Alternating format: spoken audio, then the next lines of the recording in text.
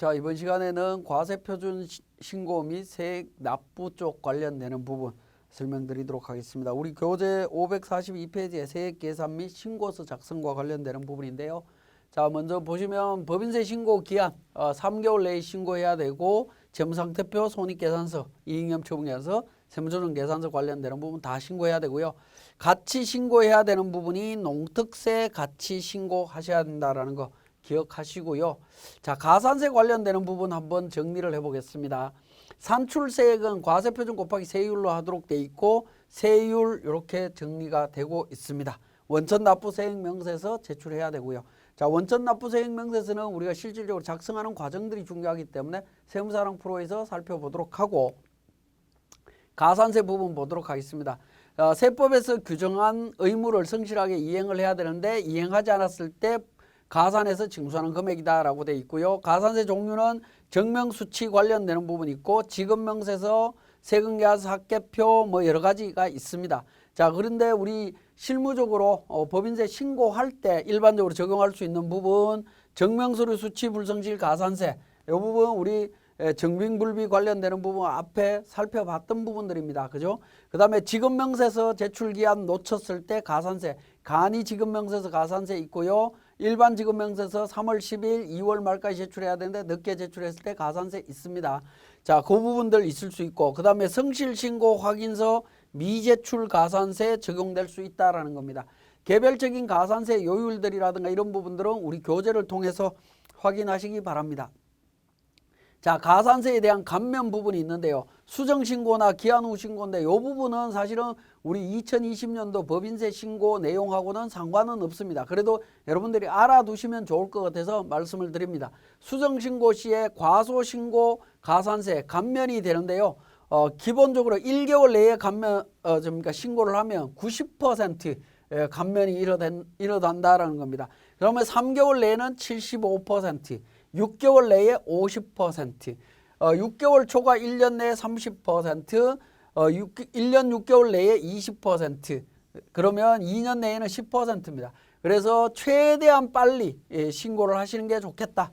특히 부가가치세나 뭐 이런 쪽에서는 감면이 굉장히 크게 나올 수 있죠. 자주 발생할 수도 있기 때문에 수정신고하게 되면 감면율을 최대한 받기 위해서 최대한 빨리 신고를 하세요.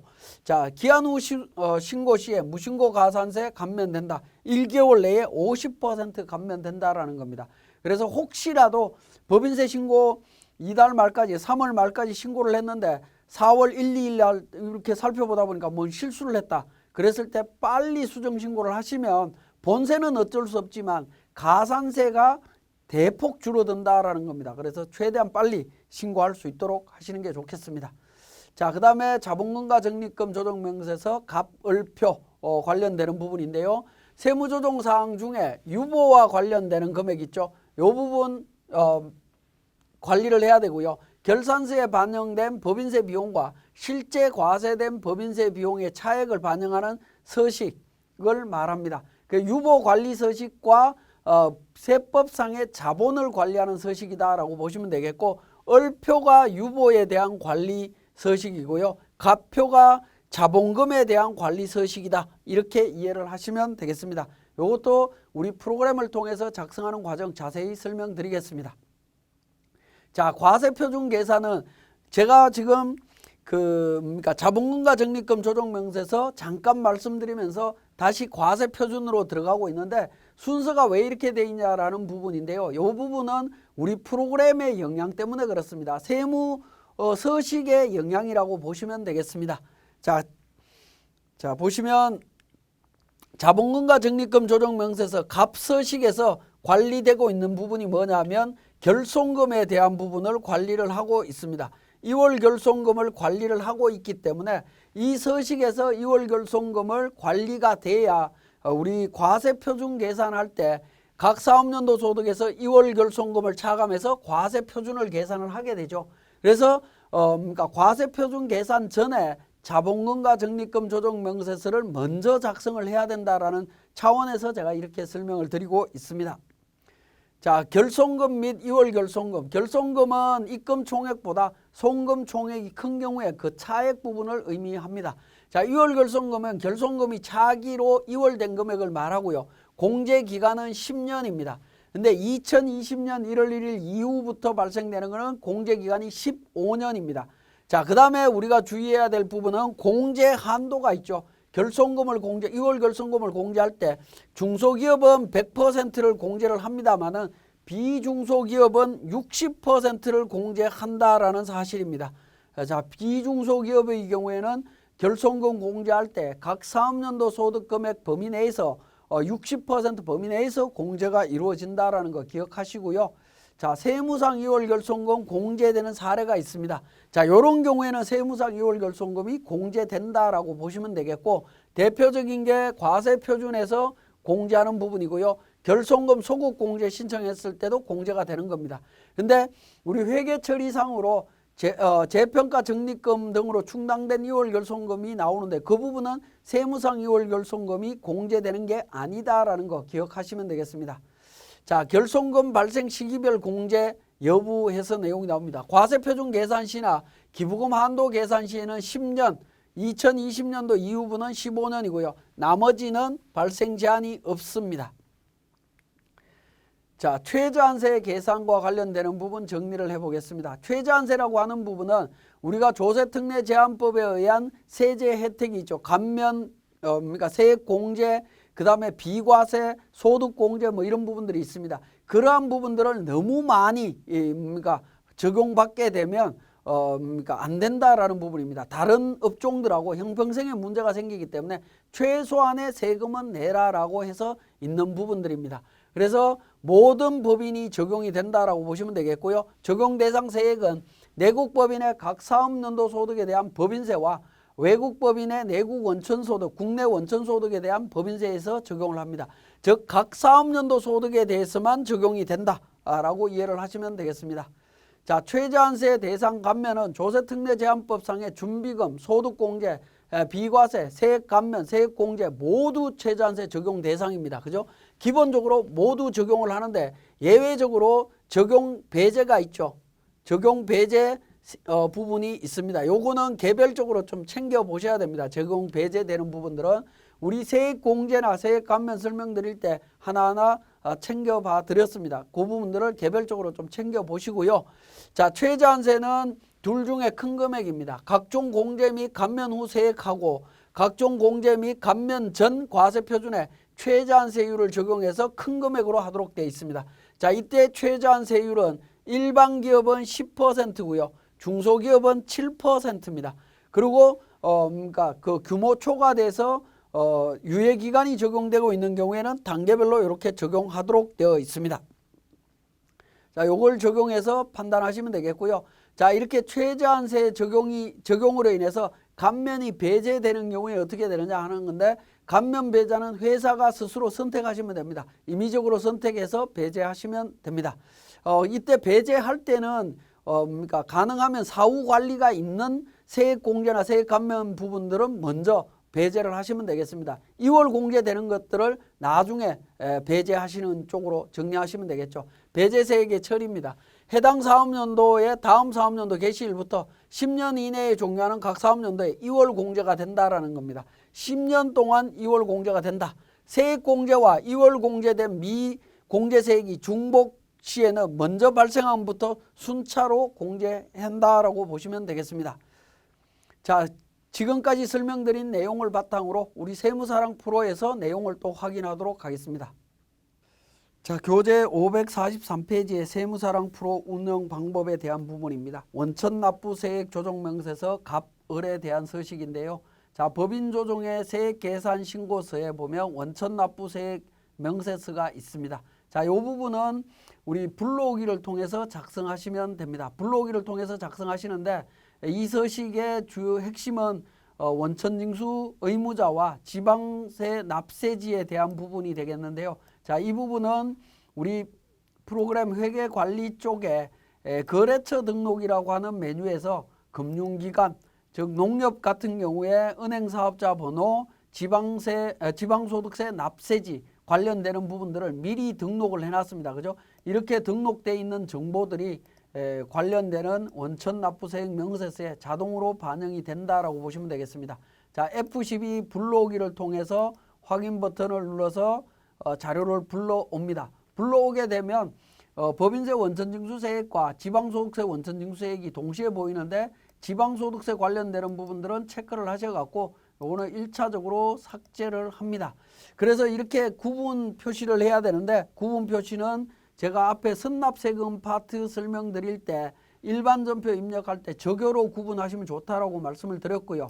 자, 원천징수 의무 내국법인으로 타시고 이자 금액은 200만 원이 되겠습니다. 200만 원 그러니까 원장 조회를 통해서 찾으시면 됩니다. 자, 마찬가지로 내국법인이고요. 관련되는 부분을 원장 조회를 통해 갖고 찾으시면 됩니다. F2번 눌러서 찾으시면 100만 원 나오죠. 자, 이렇게 작성하시면 되겠습니다. 자, 이 작성 관련 부분을 543페이지에서 설명을 하고 있습니다. 자, 그 다음에 545페이지에 가산세에 관련되는 규정이 있습니다. 개별 가산세 내용이 있으니까 요거는 참고로 보시면 되겠고요. 넘어갑니다. 자, 548페이지에 가산세 부분이 있습니다. 자, 우리 법인조정에서 세액 계산 및 신고서에 보시면 가산세 계산서가 있죠. 여기에서 기본적으로 우리 F12 불러오기를 통해서 작성을 합니다. 그러면 미제출 가산세 관련되는 부분에서 지출증명서류 150만 원에 3만 원 적용된 것을 확인하실 수가 있죠. 이렇게 3만 원 적용된 금액을 우리 세액조정계산서에 가셔갖고 불러오기를 눌러서 확인을 하시게 되면 우리 가산세 124번에 가산세에 반영된 것을 확인하실 수 있습니다. 자, 그 다음에 자본금과 적립금 조정명세서 갑을 서식에 대한 부분이 되겠습니다. 551페이지가 되겠습니다. 신고 부속 서류에 자본금과 적립금 조정명세서 관련되는 부분이 있습니다. 자본금과 적립금 조정명세서는 을 서식과 갑 서식, 그 다음에 2월 결손금으로 이렇게 구분되어 있습니다. 자, 을 서식은 전년도 자본금과 적립금 조정명세서에 있는 기초잔액을 반영으로 해서 당기중 증감, 당기소득금액 조정학계표에 있는 유보잔액들을 전부 다 확인하셔갖고 반영을 하는 건데요. 이거는 자동으로 반영이 되는 부분입니다. 기초잔액도 정기분 자본금과 적립금 조정명세서 을표 있죠. 을표에 있는 내용이 자동으로 반영이 됩니다. 불러오기를 통해서 작성하시게 되면 자동으로 반영이 되니까 이렇게 작성하시면 되겠고요. 자, 갑서식으로 갑니다. 갑서식으로 넘어가게 되면 자본금에 대한 기초 잔액과 당기중 증감, 기말 잔액에 대한 정보들이 쭉 나옵니다. 자, 이 부분도 F12 불러오기를 통해서 반영하실 수가 있습니다. 그러면 기초 잔액 5억이고요. 당기 증가 이렇게 해서 표준 대차 대조표에 있는 내용을 바탕으로 해서 정보가 전부 다 반영되어 있는 것을 확인하실 수가 있습니다. 자, 그리고 손익계산서에 미반영된 법인세 비용에 대한 부분 나오는데 이 부분은 뭐 실무적으로 크게 중요하지는 않습니다. 있으면 반영하시면 되고 없으면 무시하셔도 될 것 같습니다. 자, 그 다음에 2월 결손금 쪽으로 갑니다. 자, 2월 결손금 관련되는 부분은 이 부분도 마찬가지로 F12 불러오기를 통해서 정기분 자료를 반영할 수 있다라는 겁니다. 자, 정기분 자본금과 적립금 조정명세서에 보면 2월 결손금 내용이 있죠. 자, 이 내용을 F12 불러오기를 통해서 반영을 해주시면 되겠고요. 자, 여기서 이제 중요한 부분은 2000년도, 2008년도는 공제 기간이 지났고요. 공제 기간이 지났기 때문에 기한 경과분으로 표시를 해주시면 되겠고 17년도에 반영되어 있는 잔액 5천만 원이 남아있죠. 기한 내에 있습니다. 이 부분은 단기에 공제를 해야 되겠죠. 그런 경우에 5천만 원 단기 공제분으로 반영을 합니다. 단기 공제분으로 반영을 하고 우리 법인세 과세표준 및 세액조정계산서에 가서 F12 불러오기를 통해서 작성하시게 되면 2월 결손금 5천만 원 반영된 거 확인하실 수 있죠. 자, 여기서 다시 한번 보겠습니다. 단기 공제액에 있는 금액 이 부분을 지워보겠습니다. 지워버리고 저장한 후에 법인세 과세표준 및 세액조정계산서에 가서 F12 불러오기를 통해서 작성하면 어떻게 됩니까? 2월 결손금에 반영이 안 되고 있죠. 그죠? 2월 결손금이 반영이 안 되고 있습니다. 그렇기 때문에 우리 자본금과 적립금 조정명세서에서 2월 결손금 관리하셔갖고 관리하셔서 단기 공제해야 되는 부분이 있다면 반드시 여기 13번에 반영하신 후에 법인세 과세표준 및 세액조정계산서를 작성하셔야 된다라는 거 말씀을 드립니다. 자, 이때 주의하실 거는 553페이지에 공제 금액은 중소기업일 때는 100%고요. 비중소기업일 때는 한도 금액 60% 적용된다라는 거 기억을 하셔야 되겠습니다. 자, 이렇게 이제 세액이 계산이 되고 나면 우리 최저한세 계산을 합니다. 최저한세 557페이지가 되겠습니다.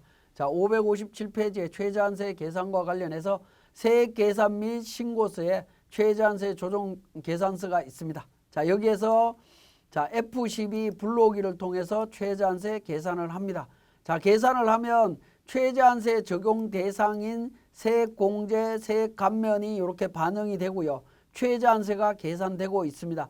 자, 최저한세 계산이 되는데 조세특례 제한법상에 의한 최저한세 적용 대상인 준비금이나 특별상각과 관련되는 내용이 있으면 반영하시면 되고요.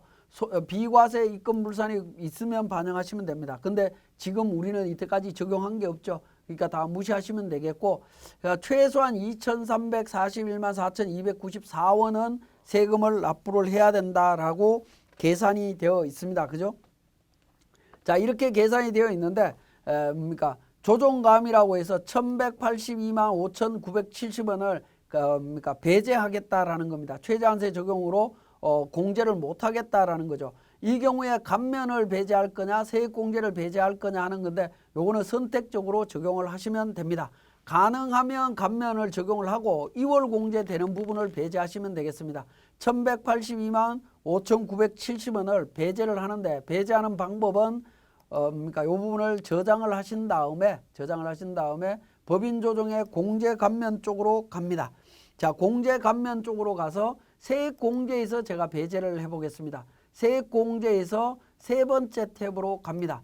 단기공제액 2월액에서 공제를 합니다. 자, 공제금액은 1,182만 5,970원입니다. 경력단절 여성에 대한 부분은 어떻게 되죠? 세액공제하는데 농특세도 적용이 되긴 하지만 그러니까 사후관리로 추징되는 경우는 없죠. 중소기업 사회보험료도 최저한세 적용은 되지만 뭡니까? 농특세 비과세가 되고요. 추징되지 않습니다. 그런 경우에 고용정대 부분을 먼저 배제하는 게 맞겠죠. 그래서 고용정대 쪽에서 최저한세 적용에 따른 미공제세액이라고 해서 1,182만 5,970원을 등록을 합니다. 자, 이렇게 배제 신청을 하시면 됩니다. 이렇게 배제 신청을 하신 다음에 마찬가지로 공제감면세액 및 추가납부세액 합계표를 다시 작성하시면 됩니다. 불러오기를 통해서 다시 작성을 해주시면 됩니다. 그러면 최저한세 적용 대상인 공제 쪽에 가보시면 어떻게 됩니까? 그 고용정대 부분에 대해서 1,963만 원이 적용이 되는데 최저한세 적용으로 인해서 708만 4,030원만 적용되는 걸로 되어 있습니다. 그죠? 그렇게 적용해서 저장을 하시면 됩니다. 저장을 하고 우리 과세표준 및 세액조정계산서에 가서 불러오기를 통해서 반영을 해주시면 됩니다. 반영을 하시고 자, 이렇게 반영을 한 다음에 차감세액이죠. 2,341만 1,294원 이 금액이 우리 최저한세 금액하고 딱 일치하는지 보셔야 됩니다. 최저한세 조정계산서에 가셔갖고 내용을 딱 보면 그러니까 이 부분이 일치하는 것을 확인하실 수가 있을 겁니다. 2,300 관련되는 부분이죠. 자, 이 내용이 어떻게 되어 있습니까? 2,341만 4,294원 일치하고 있죠. 일치하고 있다라는 거 확인하실 수 있습니다. 그렇게 되면 이제 최저한세까지 제대로 반영이 되어 있다라는 것을 확인하실 수가 있습니다. 자, 지금까지 자본금과 적립금 조정 명세서와 최저한세에 대한 부분 정리했습니다.